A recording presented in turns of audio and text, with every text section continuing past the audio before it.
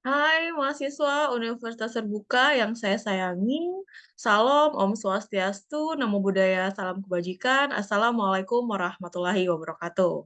Bertemu lagi dengan saya, Ibu Ananda Putriani. Di sesi keempat ini, saya akan membahas mengenai tinjauan dan konsep dasar mengenai ragam berbicara. Selanjutnya, mohon dengarkan, simak baik-baik. Jika ini penting bagi Anda, silakan dicatat. Jika ini tidak penting bagi Anda, silakan didengarkan saja.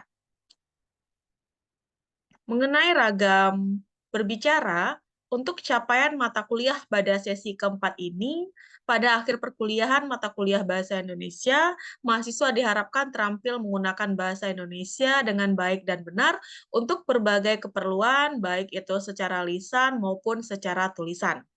Deskripsi mata kuliah ini akan membekali mahasiswa dengan pengetahuan dan keterampilan dalam menggunakan bahasa Indonesia dengan lisan dan tulisan. Untuk itu, mahasiswa akan berdiskusi, membahas tentang hakikat bahasa, sejarah perkembangan bahasa, membaca intensif dan membaca ekstensif, mengenai ragam berbicara, berbicara formal, menulis karya ilmiah, menyusun abstrak, menyunting karya ilmiah, dan etika dalam menulis. Penilaian hasil belajar diambil melalui nilai diskusi, nilai tugas, dan nilai ujian akhir semester. Salindia selanjutnya. Yang poin A, kita akan bahas mengenai ragam berbicara secara umum. Mahasiswa perlu mengetahui bahwa ragam berbicara ini tergantung kepada situasi, tergantung kepada kondisi. Secara umum, dapat dilihat dari berbagai aspek, yaitu tujuan berbicara, situasi berbicara, keterlibatan pihak-pihak dalam berbicara, alur komunikasi dalam berbicara. Semua itu akan dikemas dalam ragam berbicara secara umum. Selanjutnya, ragam berbicara secara umum, di sini diambil pendapat dari Supriyana pada tahun 2007, ada 5 ragam berbicara yang dapat dilihat dari tujuannya. Yang pertama, mahasiswa sudah sering mendengar ya, mengenai berbicara argumentasi. Yang sering kita dengar itu, yaitu paragraf argumentasi, bukan?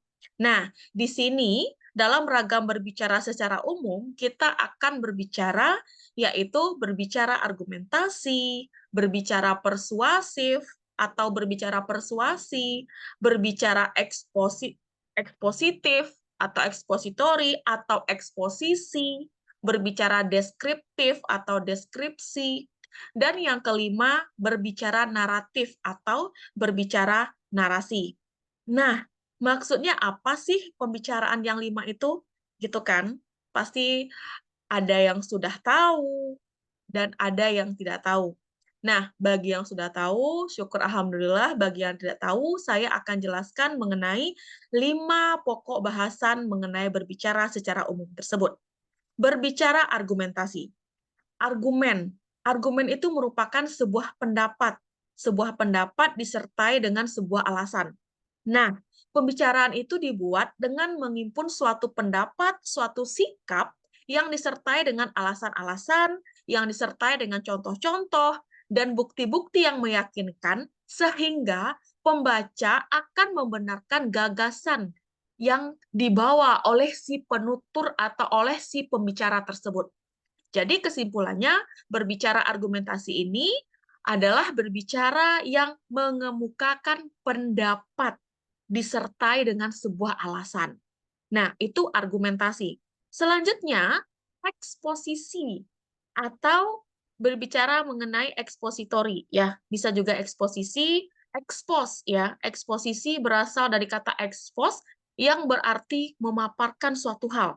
Nah, bagaimana cara kita untuk memaparkan suatu hal? Dalam berbicara eksposisi merupakan paragraf yang menginformasikan suatu teori, suatu teknik, suatu kiat, atau petunjuk dalam suatu tulisan dengan tujuan menambah wawasan para pembaca. Contohnya seperti ini, kita mengekspos masakan, misalnya kita pergi kuliner ke Padang misalnya ya. Nah, lalu kita makan di sebuah rumah makan Padang gitu ya. Nah, rendangnya enak banget. Misalnya rumah makan Padang yang enak itu apa ya? Semuanya enak sih kalau di Padang gitu ya. Nah, kita ingin memperkenalkan inilah masakan Padang yang enak gitu yang kita jumpai, rendang Padang gitu. Nah, kita expose ke media sosial yang sekarang misalnya Instagram gitu ya, atau ke Facebook gitu ya. Nah, berarti kita itu memaparkan atau menginformasikan kepada khalayak ramai bahwa inilah rendang Padang yang enak dengan kiat-kiat ya, dengan petunjuk-petunjuk begitu ya. Misalnya nih kita berkunjung ke dapurnya rumah makan Padang, kita bertemu dengan, eee, si ibu-ibu ya, ibu-ibu yang, biasa masak gitu ya di dapur. Nah, jadi kita bercerita, "Bu, gimana nih Bu masakan renangnya? Gimana sih Bu bisa, warna hitam kecoklatan gitu ya? Gimana sih Bu rasa rendangnya, dagingnya empuk?" Gitu ya. Nah, jadi itu kan kita sudah sama dengan mengekspos sebuah masakan gitu. Nah, itulah yang dinamakan dengan berbicara eksposisi ya, berbicara yang sifatnya memaparkan berdasarkan teori, berdasarkan teknik, berdasarkan kiat, dan berdasarkan petunjuk. Selanjutnya, paragraf atau bisa juga kita kenal dengan paragraf deskripsi atau berbicara deskripsi, itu maksudnya merupakan sebuah pembicaraan yang memuat pendeskripsian atau penggambaran suatu objek, ya, suatu objek tertentu yang sifatnya mendetail, yang sifatnya sangat jelas gitu ya. Misalnya kita akan menggambarkan atau memaparkan sebuah objek itu, eee, lemari gitu ya, lemari kayu, atau lemari itu bahan dasarnya kayu jati gitu ya. Nah, jadi bagaimana cara kita untuk memaparkan, bagaimana cara kita untuk mendeskripsikan lemari itu, ya. Lemari itu warna warna catnya warna coklat gitu ya, bahan dasarnya kayu jati, intinya semua tentang lemari itu kita harus paham dan kita harus bisa menggambarkan secara detail, sejelas-jelasnya suatu objek. Kalau kita sudah mendeskripsikan sebuah lemari, kita nggak sebelum pendeskripsian mengenai lemari ini selesai, kita jangan pergi dulu kepada pendeskripsian mengenai kursi, mengenai meja. Nah, itu tidak bisa. Harus kita deskripsikan satu persatu. Nah, itu berbicara deskripsi. Selanjutnya, berbicara narasi. Nah, berbicara narasi ini apa? Narasi atau naratif ya, merupakan suatu bentuk wacana yang berusaha menggambarkan dengan sejelas-jelasnya kepada para pembaca suatu peristiwa dalam kurun waktu tertentu. Nah, jadi dia berbicara mulai dari awal sampai akhir, begitu ya. Atau bisa juga dibalik, gitu ya. Bisa juga dibalik. Bisa juga alurnya maju, bisa juga alurnya mundur, atau alur maju mundur. Untuk pembicaraan mengenai narasi ini, kita banyak menemukan dalam novel, dalam roman, dalam cerpen, begitu, dalam dongeng, dalam fabel, gitu ya. Nah, itu kita bisa menemukan berbicara narasi dalam teks yang bersifat fiksi atau fiktif gitu. Nah, selanjutnya berbicara persuasi. Nah, berbicara persuasi ini apa maksudnya? Kalau berbicara persuasi artinya berbicara yang bersifat ajakan, ya.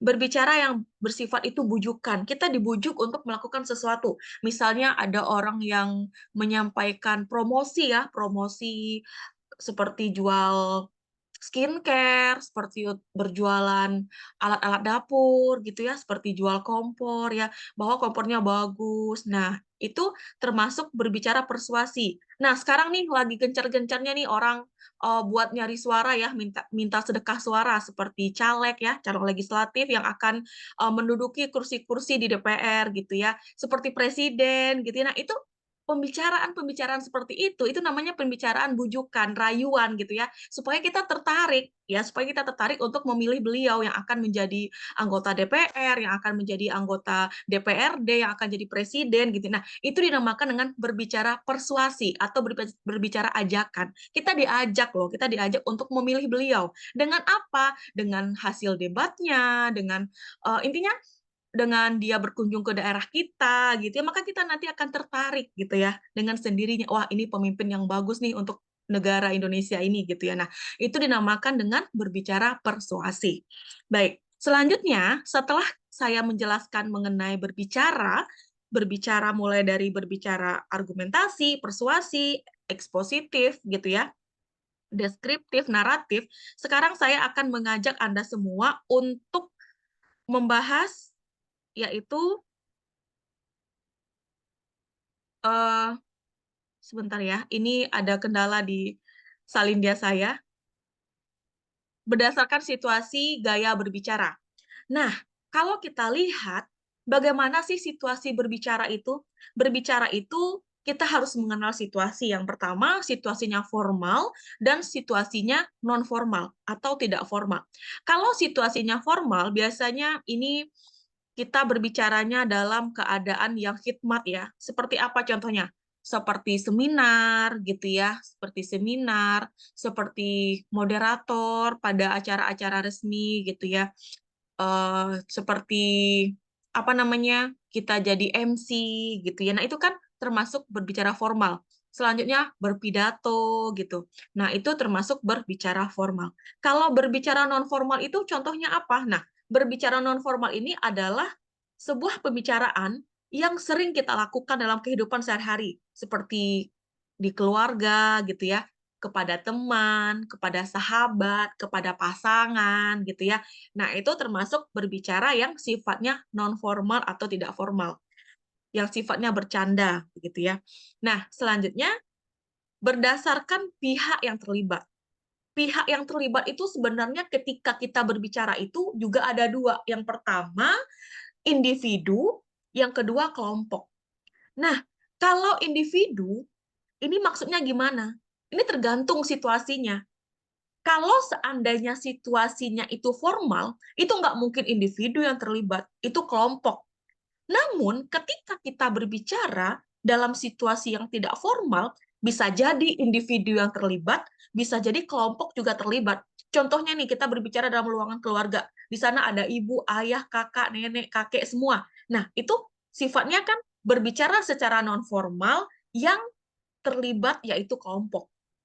Nah, bisa juga dalam keadaan formal itu terlibat individunya saja. Contohnya hanya 2 orang, kita dan sahabat, atau kita dan pasangan. Nah, itu artinya terlibat hanya individu saja. Selanjutnya, berdasarkan alur komunikasi dalam berbicara, itu ada 3. Itu ada yang namanya monolog, ada yang namanya dialog, dan ada polilog. Monolog ini maksudnya kita itu berbicara sendiri gitu ya. Biasanya ini dilaksanakan oleh orang-orang yang suka bermain teater gitu ya. Kalau Anda sering melihat teater, pasti Anda tahu bagaimana cara orang itu bermonolog gitu ya. Nah, seperti teaternya Koran atau karya-karya banyak ya karya-karya Wiji Tukul itu juga banyak ya yang teaternya itu suka dipamerankan gitu ya, suka ditampilkan di panggung-panggung besar. Nah, itu yang pertama. Yang kedua, dialog gitu ya. Dialog itu pembicaraannya 2 orang, tidak satu. Kalau monolog 1 orang, kalau dialog itu pasti ada lawan bicaranya. Kalau polilog itu sifatnya banyak ya. Sifat pembicaraannya itu banyak. Nah, itu ya kalau yang polilog. Selanjutnya, Polilog ini polilog ini merupakan pembicaraan atau percakapan yang melibatkan partisipan pembicara lebih dari 2 penutur ya. Lebih dari 2 penutur yang terlibat dalam pembicaraan, semuanya berperan aktif dan langsung dalam berkomunikasi. Nah, itu dinamakan dengan polilog. Selanjutnya, ragam berbicara ya. Ragam berbicara ini ada yang dinamakan dengan keperluan akademik. Yang pertama ada yang namanya wawancara, ada yang namanya diskusi kelompok, ada yang namanya debat, ada yang namanya ceramah, ada yang namanya seminar, ada yang namanya presentasi ya. Kalau seandainya wawancara ya, kalau wawancara itu kan antara 2 orang atau lebih gitu ya. Kita kan wawancara, saling berwawancara gitu ya. 2 orang, bisa juga kita wawancaranya lebih dari 2 orang nih. Nah, selanjutnya diskusi kelompok. Kalau diskusi kelompok kan melibatkan misalnya berapa anggota kelompoknya gitu ya. Begitu juga dengan debat ya. Dengan debat ada lawan kita gitu ya. Lalu kita tentukan mosinya apa gitu ya, tema debatnya apa gitu ya. Nah, selanjutnya ceramah, seminar, presentasi gitu ya. Nah, presentasi ini bisa juga di dalam perkuliahan, tugas yang diberikan oleh dosen gitu ya, lalu kita presentasikan, bisa jadi dosen itu menyuruh kita dalam membuat sebuah makalah. Nah, nanti kita akan mempresentasikan. Selanjutnya, menyampaikan gagasan dalam kegiatan berbicara. Nah, kegiatan ini disampaikan secara terbuka dan didasari dengan pemikiran sehat, dengan pemikiran logis, dan dengan pemikiran yang objektif. Nah, yang kedua, cara menyampaikan gagasan itu disampaikan dengan bahasa yang jelas dan lancar. Yang ketiga, harus mengenal permasalahan dan tidak keluar dari permasalahan yang dibahas. Yang keempat, menghilangkan rasa emosional dan tidak memaksa pendapatnya harus diterima. Yang kelima, tidak boleh menjelekkan orang lain. Yang keenam, dapat berupa contoh pelaksanaan dari gagasan yang muncul dari orang lain. Yang ketujuh, menggunakan kalimat yang singkat, padat, dan jelas untuk mengungkapkan gagasan tersebut. Jadi intinya, kalau kita dalam menyampaikan gagasan dalam kegiatan berbicara, jangan bertele-tele, jangan berbelit-belit, jangan membuat orang itu bosan dengan apa yang kita bicarakan gitu ya. Nah, jadi jangan membuat orang itu berpikir berulang kali, "Apa sih?" Nah, yang dimaksud oleh si pembicara. Jadi kesimpulannya, kita itu harus mempunyai pikiran sehat, mempunyai pikiran logis, mempunyai pikiran objektif, dan cara berbicara kita singkat, padat, tepat, dan jelas, tidak bertele-tele. Selanjutnya, tinjauan dan konsep dasar dalam berbicara formal ini seperti apa, gitu ya. Konsep dasarnya yang pertama itu berbicara formal, yang kedua presentasi. Nah, kita sekarang mengkaji dari berbicara formal. Berbicara formal itu dalam situasi kegiatan berbicara formal, ada yang namanya formal dibatasi waktu. Nah, ini biasanya dalam seminar ya, seorang narasumber itu akan dibatasi waktu untuk berbicara. Yang kedua, berbicara formal dibatasi tempat, gitu ya. Tempat kita di mana? Nah, berbicara formal dibatasi tempat, kegiatan berbicara formal terikat oleh jumlah dan pihak yang terlibat, dan yang keempat, berbicara formal. Berbicara formal. Nah, inilah situasi-situasi kegiatan berbicara yang formal, ada yang dibatasi waktu, ada yang dibatasi tempat, ada kegiatan berbicara formal terikat oleh jumlah dan pihak yang terlibat, dan ada yang namanya berbicara formal. Nah, selanjutnya, bahasa yang digunakan dalam berbicara formal itu seperti apa? Bahasa yang yang wajib kita gunakan dalam berbicara formal itu baku, ya. Itu harus baku. Yang kedua, pilihan katanya, pilihan diksinya, ya, termasuk kata-kata baku, ragamnya ilmiah, tidak boleh ragam tidak baku, ya. Yang ketiga, efektif. Kalimat yang disusun itu efektif, tidak boleh bertele-tele. Dan gaya bahasanya itu retoris atau retorika. Nah, gaya bahasanya itu harus bisa menarik perhatian penonton agar penonton itu tertarik dengan apa yang kita bicarakan. Nah, dengan apa yang kita bahas. Wah, setelah ini narasumbernya bahas apa lagi ya?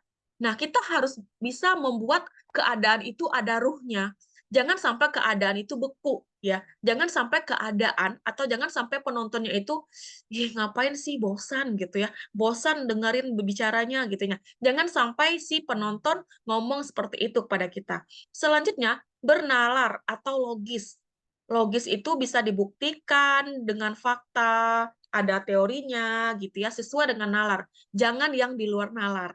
Ini bahaya. Nah, bahaya ta? Nah, selanjutnya tahap-tahap berbicara formal.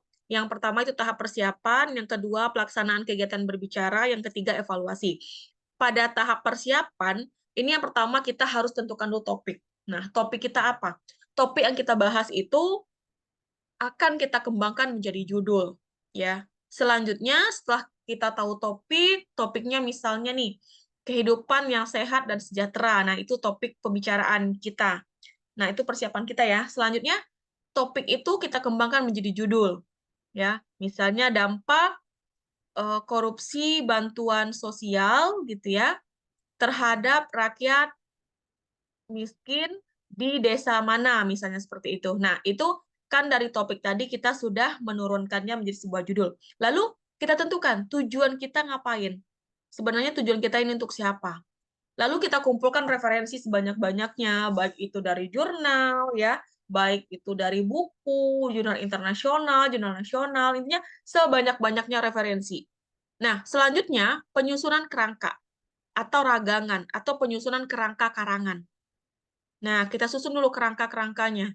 Sebelum kita untuk membuat isi dari apa yang akan menjadi tujuan kita itu, kita buat dulu nih kerangka-kerangkanya. Apa aja sih yang akan saya bicarakan, gitu.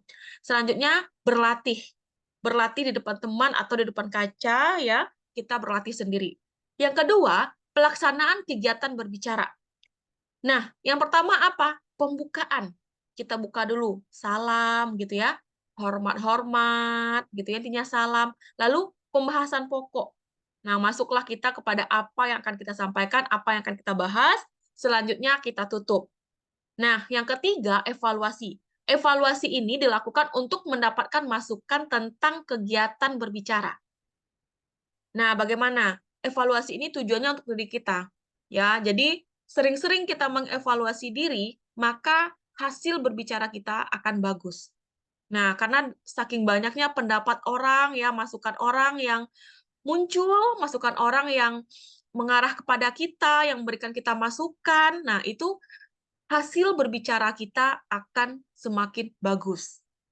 Selanjutnya, setelah tahap berbicara, kita akan bahas mengenai presentasi.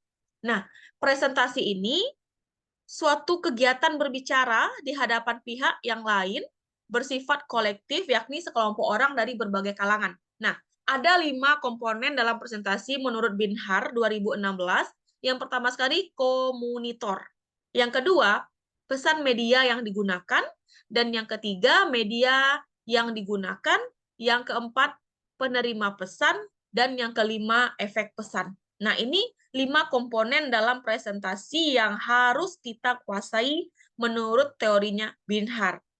Ya. Selanjutnya, tujuan dan manfaat presentasi. Yang pertama, tujuan presentasi itu untuk menginformasikan kepada khalayak ramai mengenai judul yang sudah dibuat, ya, mengenai masalah-masalah yang sudah dibuatnya. Misalnya judulnya tadi dampak kemiskinan di desa bla bla bla gitu ya. Nah, bagaimana desa itu mengalami kemiskinan? Apakah tidak ada lapangan pekerjaan di sana? Apakah tidak ada kerjaan di sana? Apakah orangnya itu duduk semua tidak mau bekerja, pemalas gitu ya. Nah, itu tujuan dari kita mempresentasikan suatu hal. Yang kedua, meyakinkan pendengar itu harus yakin dengan apa yang kita sampaikan, dengan apa yang kita paparkan. Selanjutnya, membujuk. Ya, kita bujuk. Ya, kita bujuk si penonton atau audiens kita, misalnya kalau ada rakyat miskin untuk membantu, ya, untuk memberikan pekerjaan, begitu ya. Dan yang keempat, menginspirasi. Terinspirasi hendaknya orang-orang yang mendengarkan kita pada saat kita presentasi, dan yang kelima itu menghibur. Lalu manfaatnya apa? Yang pertama, sebagai bahan paparan. Yang kedua, media pembantu menyampaikan materi. Dan yang ketiga, memiliki kesan yang eksklusif. Yang keempat, pendengar lebih memahami jika disertai gambar, lalu untuk melatih mental. Nah, presentasi ini berguna sekali nih. Kalau bagi saya, presentasi ini sangat berguna untuk melatih mental saya berbicara di depan umum. Ya, selain saya menyiapkan bahan atau menyiapkan paparan, selain saya membantu untuk menyampaikan presentasi, memiliki kesan yang sangat eksklusif gitu ya, yang paling terakhir ini nih, yang paling kena di hati saya, itu melatih mental saya untuk berbicara di khalayak ramai. Itu ya, presentasi. Dulu saya awal-awal presentasi, saya itu gugup ya, gugup, apa sih yang mau saya katakan, apa sih yang mau saya omongin, gitu ya. Nah, dengan saya itu sekolah di public speaking, gitu ya, di RRI Padang waktu itu, nah, maka saya bisa untuk berbicara di depan khalayak ramai. Pada awalnya saya presentasi itu takut, nggak tahu, takut salah gitu ya, sering ketakutan-ketakutan itu melanda diri saya. Namun setelah itu, ketakutan itu membuat keberanian bagi diri saya. Bagaimana sih ketakutan itu membuat keberanian bagi saya gitu ya. Nah, saya menemukan solusinya dari seorang teman, dia menyuruh saya untuk sekolah public speaking di RRI Padang. Nah, selanjutnya teknik presentasi itu yang pertama menyiapkan media ya, menyiapkan PPT atau salindia, yang kedua penyampaian presentasi, dan yang ketiga struktur presentasi. Nah, struktur di sini maksudnya siapa yang jadi moderatornya, siapa yang jadi pematerinya, siapa yang akan jadi penanggung jawab pertanyaannya, gitu ya. Nah, seperti itu jalannya presentasi. Selanjutnya, aspek kebahasaan. Nah, menurut Binhar, aspek kebahasaan itu ada 6 ya, yang harus kita gunakan dalam presentasi. Yang pertama, penggunaan bahasa yang mudah dipahami, tidak bertele-tele. Yang kedua, efisiensi penggunaan kalimat. Kalimat kita itu harus efisien, harus bisa, orang awam pun harus bisa menganalisis kalimat yang kita gunakan itu, ya. Karena pada saat kita presentasi, nggak semua orang itu yang punya ilmu pengetahuan tinggi. Terkadang, misalnya kalau kita presentasi di desa, atau kita melaksanakan pengabdian kepada masyarakat, nggak mungkin kita menggunakan bahasa-bahasa yang ilmiah. Kecuali mitra tutur kita adalah orang-orang yang berpendidikan. Ya, orang-orang yang memiliki pendidikan gitu ya, orang-orang yang mengerti dengan bahasa-bahasa ilmiah. Tidak apa-apa kita menggunakan bahasa ilmiah. Namun, kita harus menyesuaikan juga siapa mitra tutur kita. Maka seperti itu juga kita berbahasa. Yang ketiga, kejelasan atau kejernihan suara. Suara kita itu harus jelas, tidak boleh pelan ya, agar apa yang kita sampaikan itu jelas oleh si mitra tutur. Selanjutnya, kecepatan berbicara kita harus diatur. Jangan berbicara terlalu cepat, terlalu lambat, sehingga mengakibatkan orang ini mengantuk. Nah, yang kelima, variasi nada suara. Nah, bagaimana variasi nada suaranya, di mana letak kelembutannya, di mana letaknya harus keras gitu ya, harus menggebu-gebu gitu ya. Kita harus paham itu, variasi nada suara. Yang keenam, jeda. Kita berikan dulu jeda dalam kita berbicara. Jangan kita berbicara saja sepanjang jalan kenangan yang membuat nafas kita ngos-ngosan, itu nggak mungkin ya. Nah, harus ada jedanya. Selanjutnya,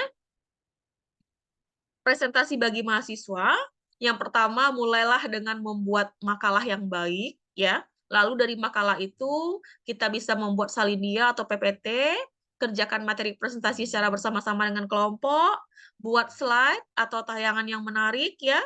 Berlatihlah bersama-sama, membuka presentasi dengan menarik, meyakinkan penonton, meyakinkan audiens ya, yang hadir pada saat kita presentasi, gunakan transisi yang baik, artinya kita harus menggunakan kalimat transisi yang baik. Misalnya di awal kita membahas mengenai banjir, lalu selanjutnya kita membahas mengenai erupsi Gunung Merapi yang terjadi di Sumatera Barat, Gunung Merapi ya. Nah, itu kan nggak mungkin. Kalau kita bahas awalnya itu mengenai banjir, kita selesaikan dulu, tuntaskan dulu mengenai pembahasan banjir itu. Baru kita tuntaskan mengenai si erupsi ini setelah itu. Nah, itulah dinamakan dengan transisi. Artinya, antara kalimat yang satu dengan kalimat yang lainnya harus saling berhubungan. Tidak boleh tidak berhubungan. Selanjutnya, tutup presentasi dengan mengesankan. Misalnya dengan pantun, dengan bercanda, gitu ya, dengan kata-kata bijak, gitu ya. Nah, yang kesembilan, hadapi sesi tanya jawab dengan cemerlang. Jadi, semua pertanyaan itu harus dijawab, jangan ngasal jawab. Kalau kita menjawab pertanyaan, menjawab sebuah pertanyaan dari orang yang jawabannya itu harus berdasarkan teori, berdasarkan fakta, jangan asal jawab. Seperti itu. Ya. Nah, selanjutnya terima kasih saya sudah selesai membahas mengenai ragam bahasa formal dan ragam bahasa yang tidak formal. Sampai ketemu lagi dengan saya pada sesi berikutnya. Salam hormat mahasiswa Universitas Terbuka yang saya sayangi. Assalamualaikum warahmatullahi wabarakatuh. Salam Om Swastiastu, Namo Buddhaya, salam kebajikan. Bye-bye.